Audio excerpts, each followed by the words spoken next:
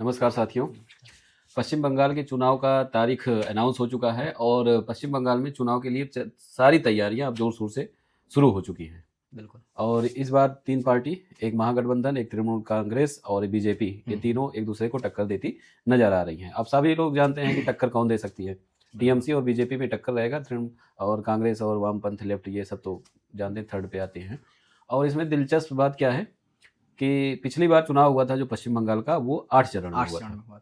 और उसके बाद इस पे बहुत सारे लोग, जो विपक्ष पार्टी है, उन्होंने कहा कि 8 चरणों में कराकर इधर उधर ईवीएम इधर उधर करके लोग जीत जाते हैं। ईवीएम तो में घोटाला कर लेते हाँ, हैं। ईवीएम घोटाला हो जाता है, जो वो उनका रोना रहता ही है।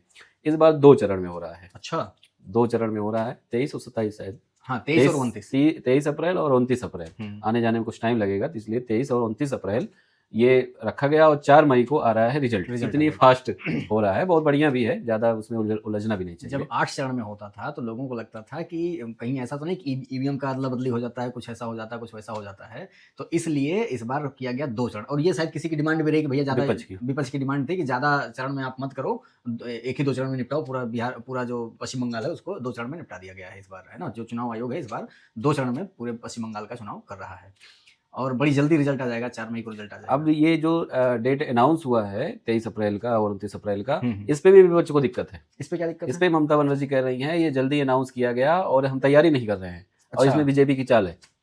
अच्छा, कुछ ज्यादा जल्दी हो गई है। मतलब आप, अच्छा, मौके पर तो वहां पर उन्हीं की सरकार है। हाँ, वहां पर जिसकी सरकार है उसको भी तैयारी करने का मौका नहीं मिल रहा है। जिसकी सरकार नहीं है, मतलब जो भी अगर पॉजिटिव चीज हो रहा है तो उसमें बीजेपी की गलती है। बिल्कुल नहीं। तो जो आदमी अगर सरकार में होने के बावजूद भी अगर तैयारी ना कर पाए, वही हालांकि अगर परीक्षा में पेपर, मतलब पेपर देना है, एक मास्टर साहब का, जो पहले से मास्टर साहब हैं उनको भी तैयारी करना पड़ेगा, जो बच्चा है उसको भी तैयारी करना पड़ेगा।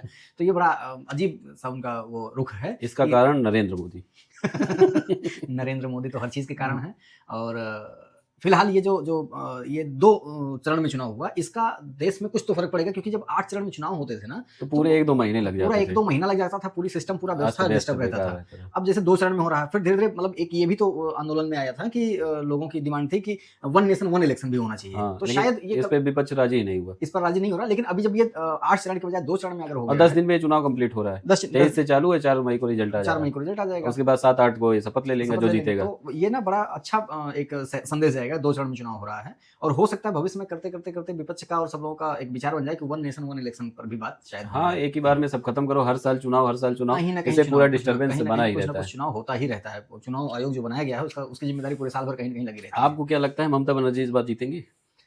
अब ये लगना, हमारे आपके लगने से कुछ नहीं होगा। हमको तो यही लगता है कि भाई जो वहाँ मेहनत कर रहा होगा, जो वहाँ की जनता के लिए बेहतर होगा, वो वही जीतना चाहिए जनता को। अगर ऐसा लोग कह रहे हैं कि जो इसका राजनीति का जो समझ रखते हैं, वो कह रहे हैं कि अगर ममता बनर्जी इस बार फिर जीत गई बंगाल से, तो बंगाल को आप भूल ही जाइए।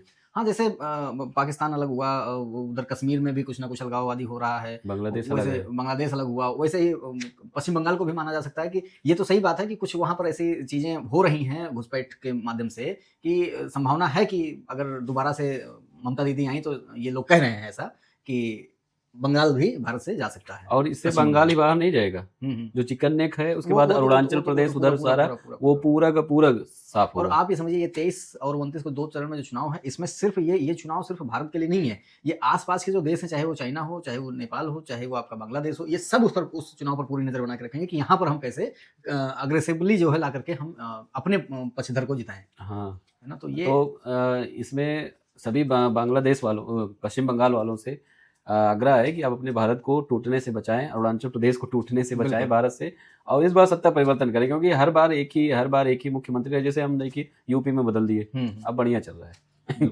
वैसे वहां भी बदलिए, क्योंकि कलकत्ता में आप जाइए, पुरानी चीजें वही, पुरानी सड़क, पुराना वही ट्रम चलता है, और वो रिक्शा जो खींचते हैं वही पुरानी, कोई बदला, मतलब जैसे दिल्ली चले जाइए, आपको सारी चीजें आपको आधुनिक दिखेंगी, मॉडर्न दिखेंगी।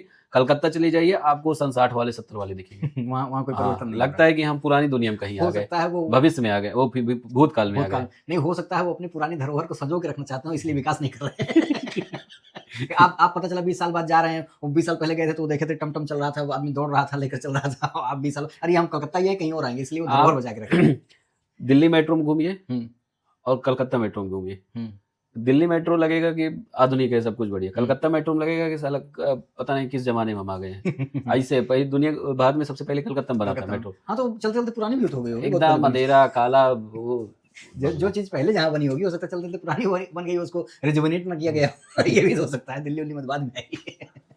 तो आपको क्या लगता है, ये जो पश्चिम बंगाल का चुनाव है, इसमें सत्ता परिवर्तन होना चाहिए कि नहीं होना चाहिए? और जब बहुत समय हो जाए किसी भी चीज़ को, तो परिवर्तन होना चाहिए? जैसे केंद्र में परिवर्तन हुआ था, या शायद आगे होगा, राज्य में परिवर्तन हुआ या आगे होगा। जब लंबे समय तक कोई भी चीज़ चलती है, तो वो कहीं सत्ता जो मतलब बैठने की चीज़ है, कहीं वो यहाँ ना चढ़ जाए। जैसे पैसा बहुत ज़्यादा हो जाए तो आदमी की जेब में और अकाउंट में ना करके यहाँ आ जाता है, वैसे ही परिवर्तन भी प्रकृति का नियम है, तो परिवर्तन बहुत ज़रूरी है। तो वहाँ पर भी परिवर्तन मांग रहा है।